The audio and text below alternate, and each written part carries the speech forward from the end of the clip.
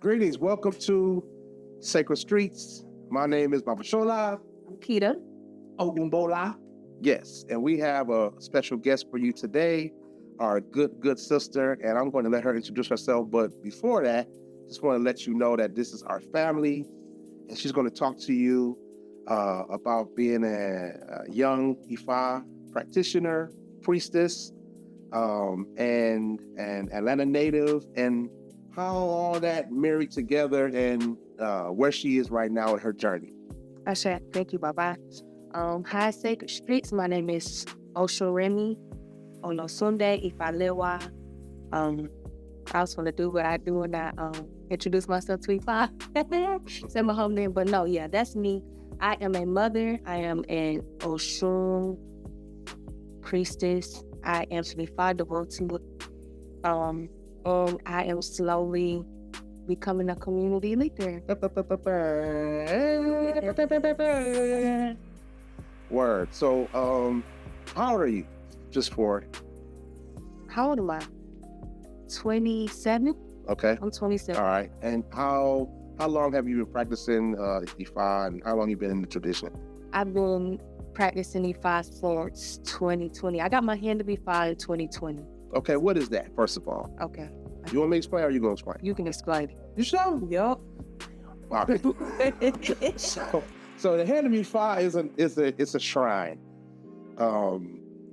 Just like you would have an altar. You have an altar, and then on the altar are sacred objects, and the shrine is where the tools of the Orisha are housed. The shrine sits on an altar and it becomes a vessel. And so the hand of Ifa is a shrine for a person's destiny, and it has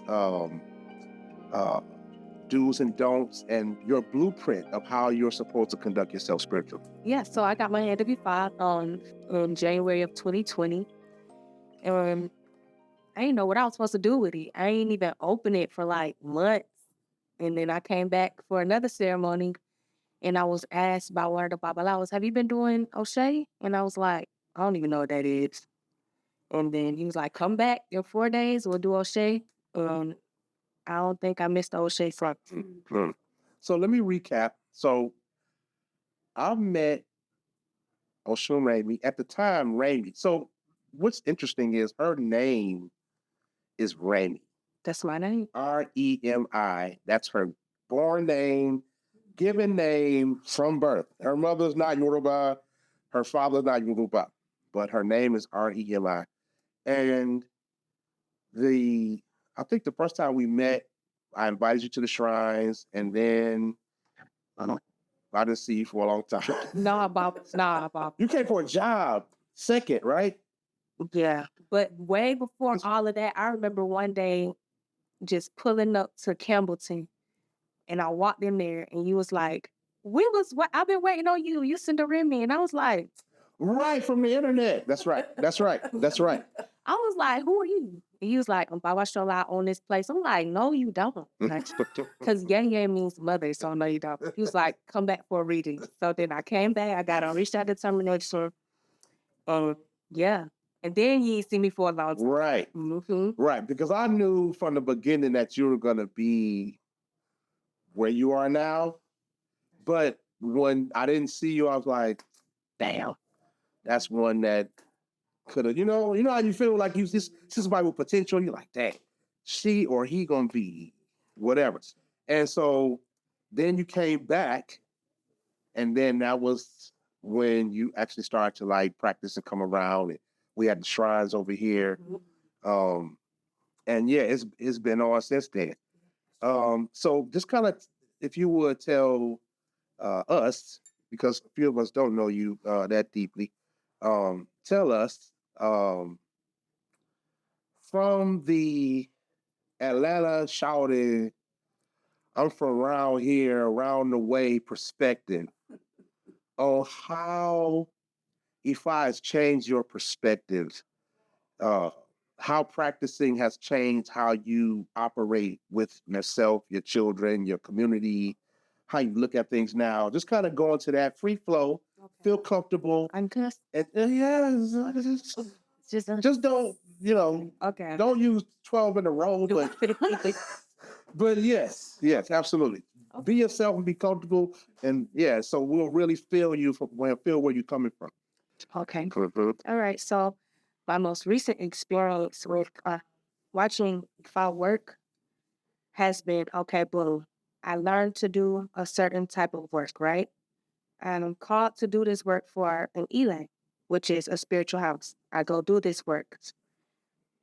Okay, let's back up. My mom passed on November 2019. Ipato. Um, there, the accident, the accident only left one person there with her at the time, right? And I remembered his name from the paperwork. So I'm doing this spiritual work a couple days ago. The very first person that comes for the spiritual work has the exact same name as that person. So I ask my Google. It was like, yeah, I'm like, no, that's not that. Wow. And then I have somebody throw a Pele for me, which is a spiritual tone that we communicate with the Fox with. Um, the Odu that fell was my very first Odu that fell for me when I got my first reading. No. So yeah, I'm still watching Ifa uh, make miracles. Like for real, make miracles. Things I prayed for at the very beginning still like coming into fruition now.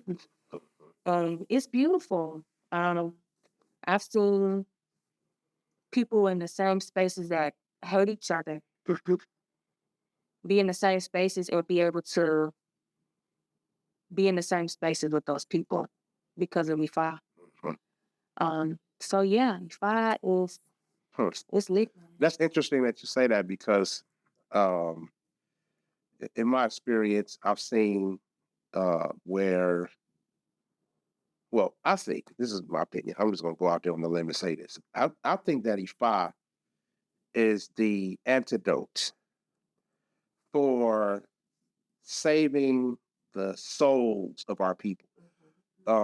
Because, like you said, people who normally, I'm gonna say it like in a regular setting, like a regular nigga setting, it'll be on site. You know what I mean? Because you said this, or there's a misunderstanding, or whatever it is, there will be some kind of rift that will blow up into some kind of verbal something, or even physical in some cases.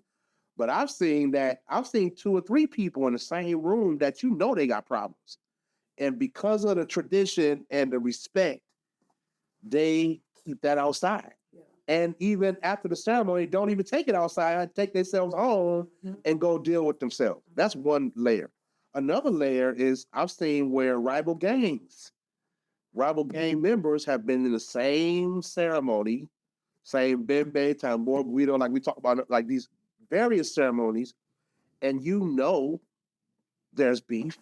Yeah. And these brothers are hugging each other, saying Alapia, talk about peace. And, communing and connecting on levels that are so much bigger than them that they become somewhat of like spiritual programmed robots almost, where they're so into the ritual that they don't even know about the ritual fully. Mm-hmm. But they know Obatala's white and Obatala mean peace, and I love Obatala and I love my Iya and I'm gonna be good. Yep. And that's all they got, you know what I mean? And that's what they work with. And so, I've seen priests work with young men and women from that standpoint and produce beautiful citizens and human beings from extreme ghettoism and niggerdoms. They know they ain't big in the program when it comes to Exactly. it comes to the being a devotee. You get what I'm saying? Cause when you do run the streets, I'm big in the program. But when you come to certain cities where you got respect for, I ain't big in the program. I know I'm just a part of it. Mm-hmm. So what going on out there, it ain't going on out here. Now when we go back out there, it's all totally different than when we here singing, praying, and give an offering to God. I should. That's real talk. Real talk. I have a question. So I'm the newbie. I just got my hand actually on Juneteenth this year. And right. When you first come to E5 or you come to a botanica, I feel like people who are at least curious, that kind of carries you, right? It's like you don't even have any fear. To me, it felt familiar. And I don't know if that's the same thing that you felt, even though you didn't really know much, it still feels familiar. And I don't know, what were you feeling initially when you were first introduced to it? Well, when I was first introduced to it, after I got that Orisha determination, some of the things that he said for me to do, I did it, and I began to fully trust this law. And so, whatever Baba said do, I'ma do it. He say learn this, I'm learning. He say come and do this ceremony, I'm gonna come do it. Yeah, I've been like that the entire time. So yeah, it was a trust thing for me. Okay. It was a trust thing.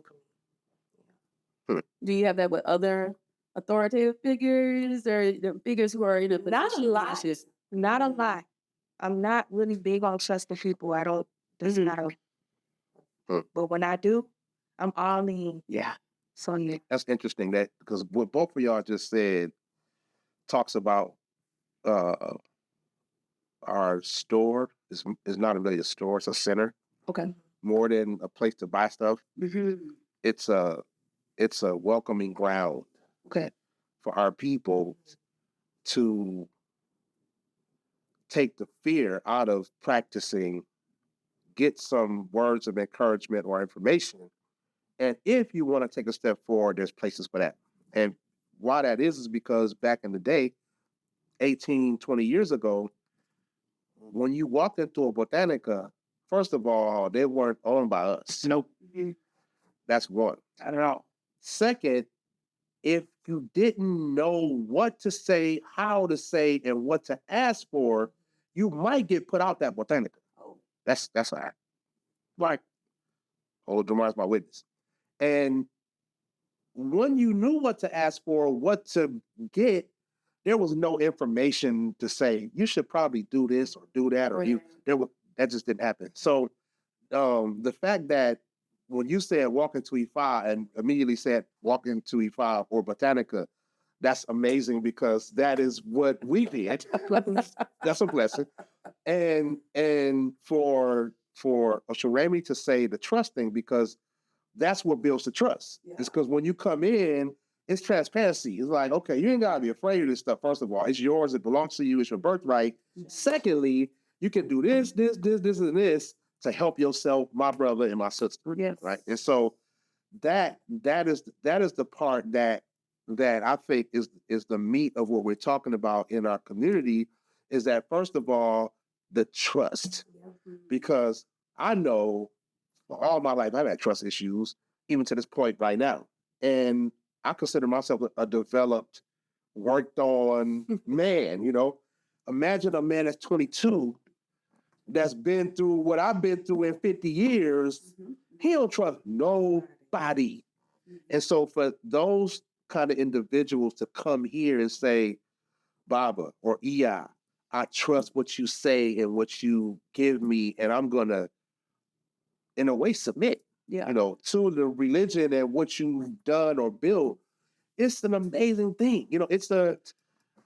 It's paradigm shifting. And in Atlanta, we're seeing how it's shifting so fast that it's becoming a whole nother expression of spirituality. Yeah. Because now, like, the metaphysical person that's just doing stones and crystals is down with E5 too. Yep.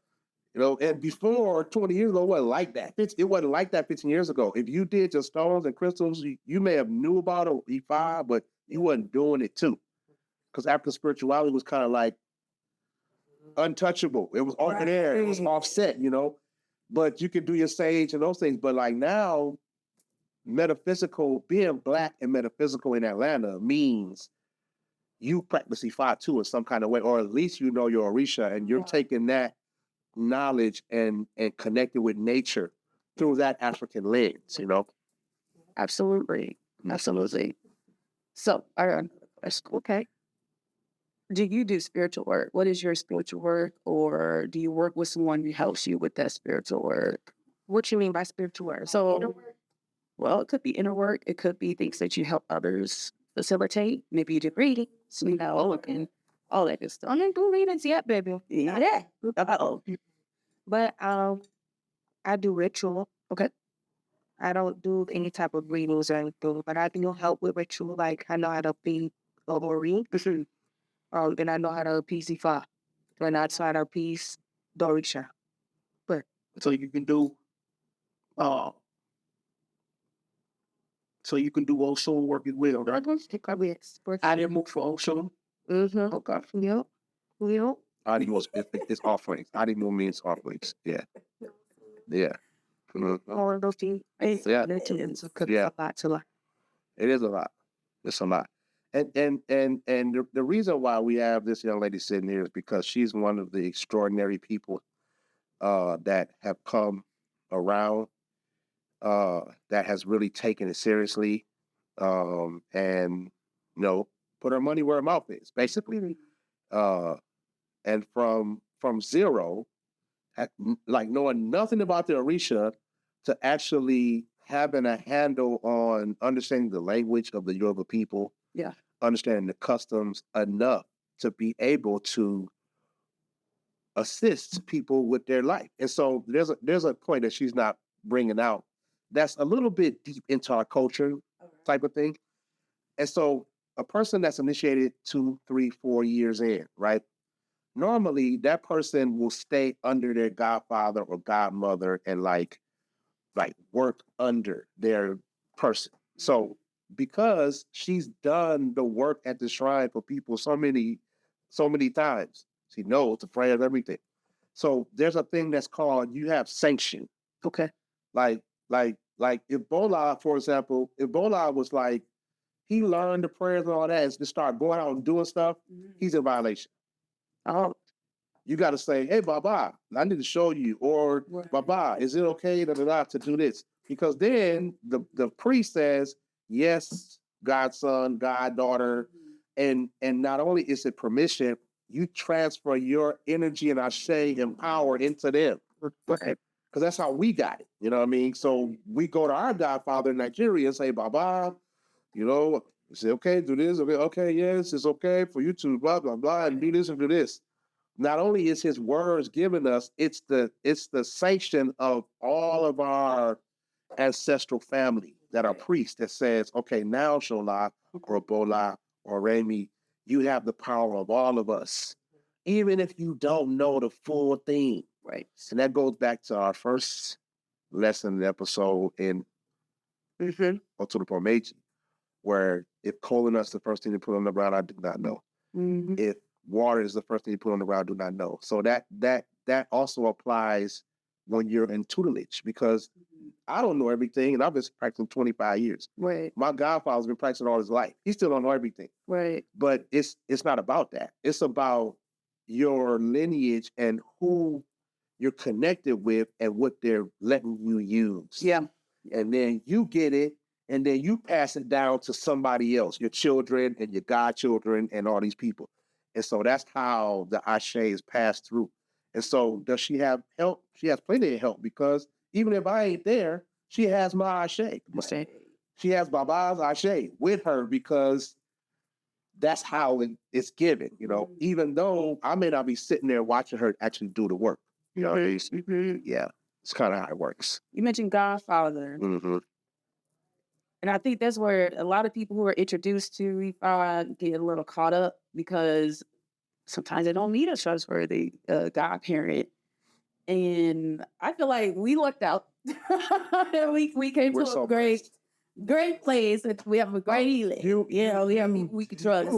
But that is a struggle that I know people out there are like, how do I find one? I need a godparent. How do I find one, especially one I can trust? Because it's all source out there.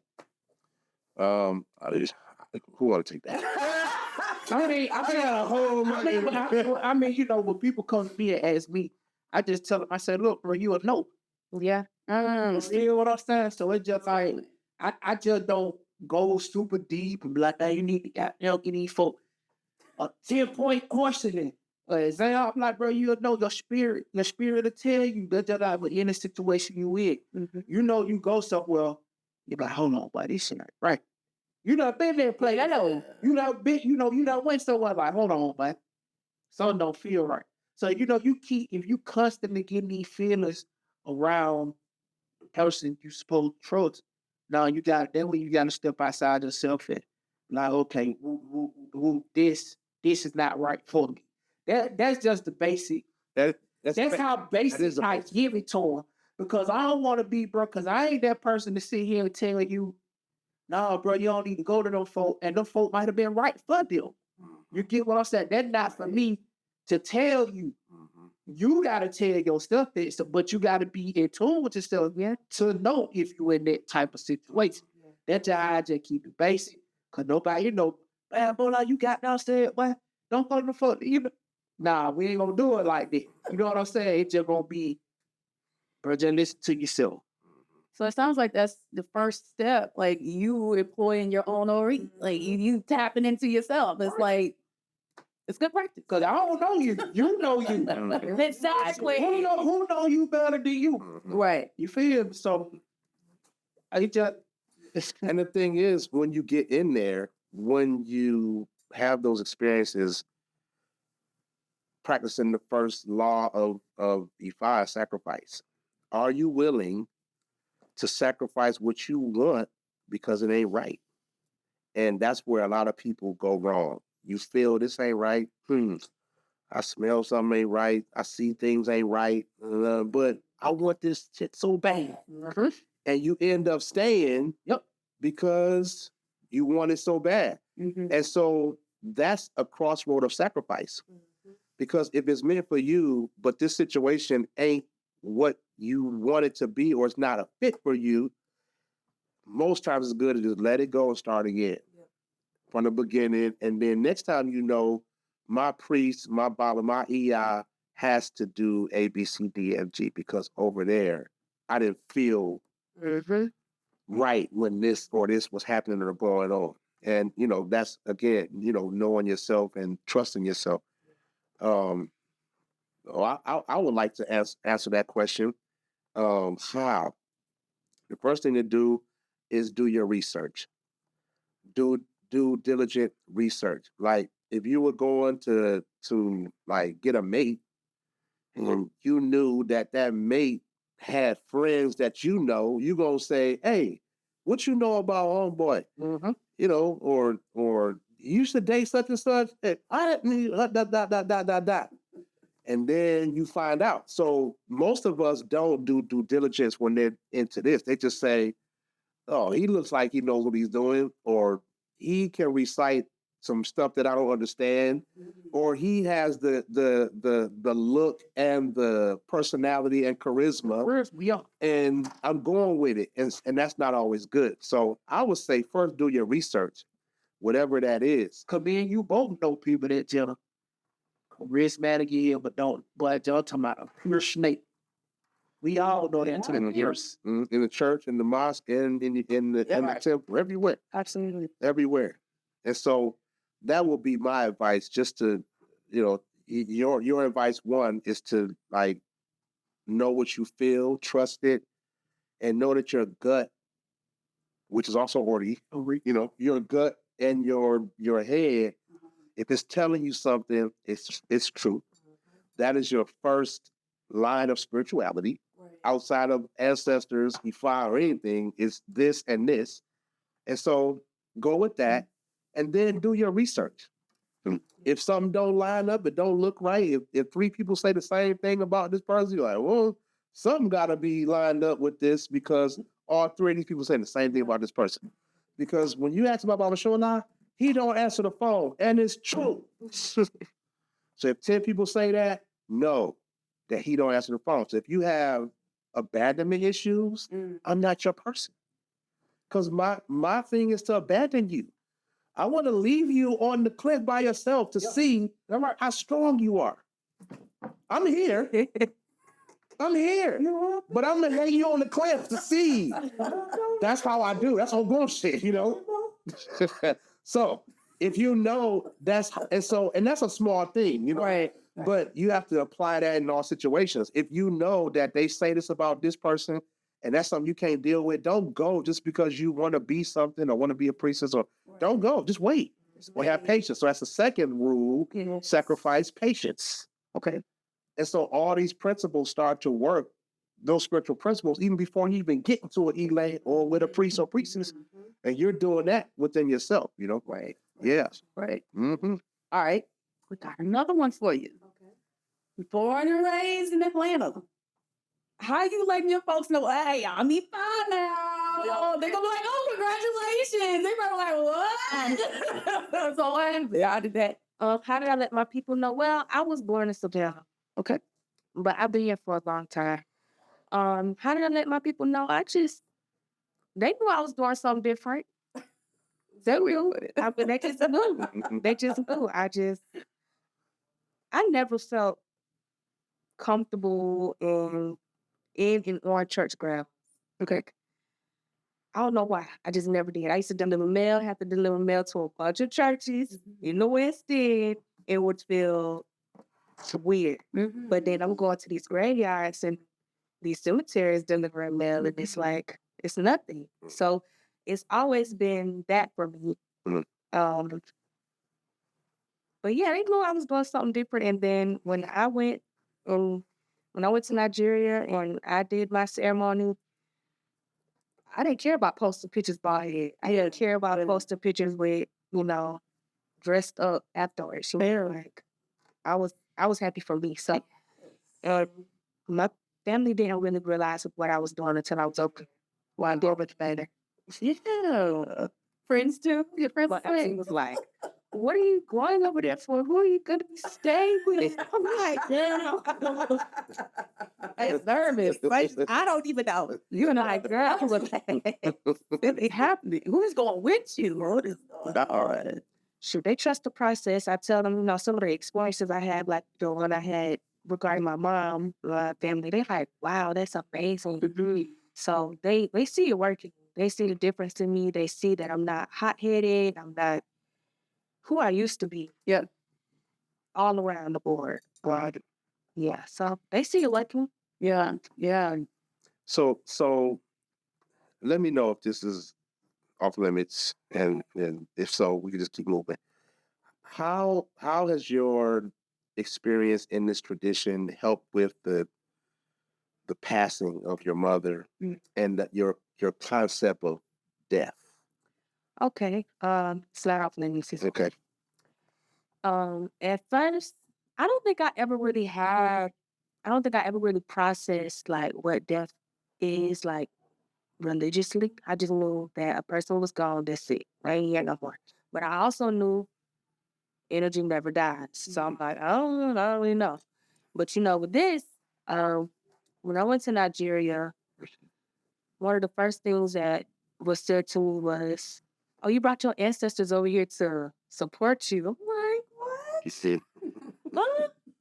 And that's a real thing. So like I didn't have a concept at first, but now I know I can honor these people and call their names and give offerings and still celebrate with them and still, we can still heal together. Whatever we need to do, I can still utilize these people to get certain things that I'm looking for in life and for them to continue to bless me in these ways.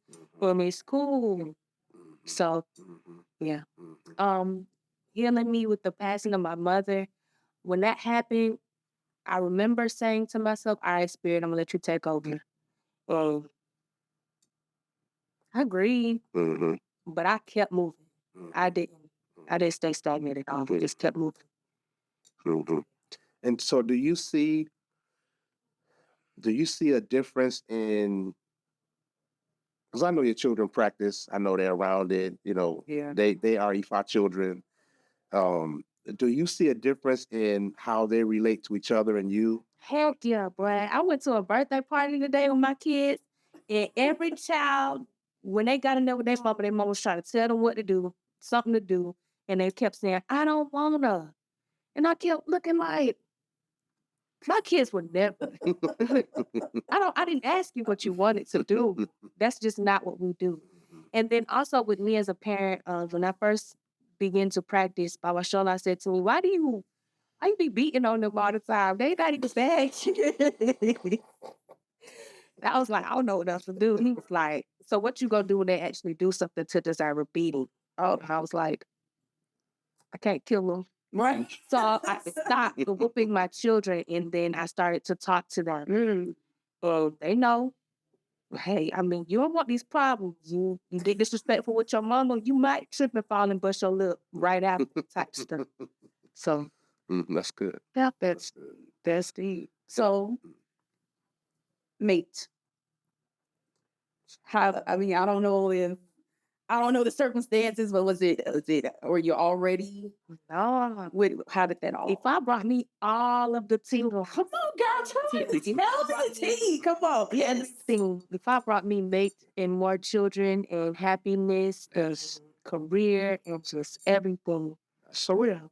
that's Was he at this one? yeah, girl. I thought Find out in the holding house. What's going on? Wait, let's see. I came after I got my hand and I came back for that second ceremony. I was sitting in this room and he brought me some. He was like, "You want some honey?" And I was like, "I'm good. I'll take some honey." Like I don't know. Some weird thing to offer someone. Yeah. And then I realized later down the line, not your yes. And I went for it too, but no, I did. That's my dog though. Yeah. Well, I did. I went for it, and I was like, man, it gave me operations. But he went about it the right way, I believe. He asked Baba Shona. Baba Shona told me, yeah. And like I said, I trust her. Yeah. Okay, well, I guess that's what we date this way. No, I'm just playing about it. Just a little bit. That's beautiful. Just a little. That's beautiful. Oh, that's awesome. God brought me all the things. That's awesome. And you mentioned leadership in the beginning. What? What? First, what kind of leader do you see yourself being? First question. And the second question is, who do you want to affect in your leadership? Like mostly, what's your, I guess, target audience Okay. in your leadership? I think my target audience in my leadership, at first I was thinking like, okay, maybe it's just women who are like me, who have multiple children, who know that there's something else out there, who knows, hey, well, this is somebody I can come talk to. This is somebody like to support me. This is somebody that'll ride with me. Those types of things. And we have those type of people in our Elay. But I'm realizing it's men too. It's men that need support from a woman that's not a real friend. We don't understand like a real friend, somebody to really talk to them, somebody to really tell them the woman perspective of whatever it is that they're going through. So that would be my target audience. Yeah, I guess a leader of alone. Alone. I guess.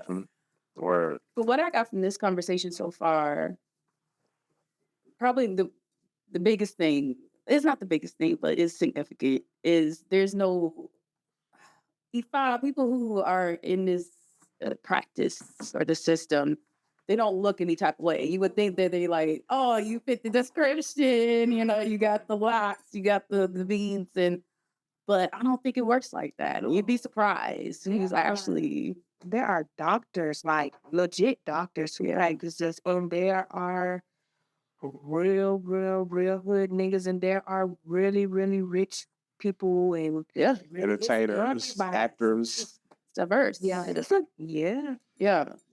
Yeah. Everybody practicing. I think the biggest surprise for me, who I find out was a priest before Ruta. Forrest Whitaker. I was blown out. You know, when he did Ghost Dog, I was like, Wait a minute. Yeah. something going on with this movie. I'm like, he knows something. And yeah. He was a little too good in Black Panther. He's definitely in but yeah, there's a lot of entertainers that are practicing Ifa, wearing the leggings openly. I've seen Usher with them on, I've seen Future with them on. I've seen Savage. Well, you know, everybody people establish. I mean, but yeah, it's just like it's no big deal to them because it's regular life. It's like Yeah. you're Christian, I'll be fine.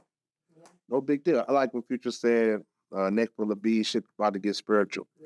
I was like, yes, You know, somebody made me go look back at D'Angelo's. What's the one? voodoo. That Yeah, and I was like, it was probably the first one to come out like on an album that I've seen. Yeah. Yeah. All D'Angelo. Yeah, yep. yeah, It's true.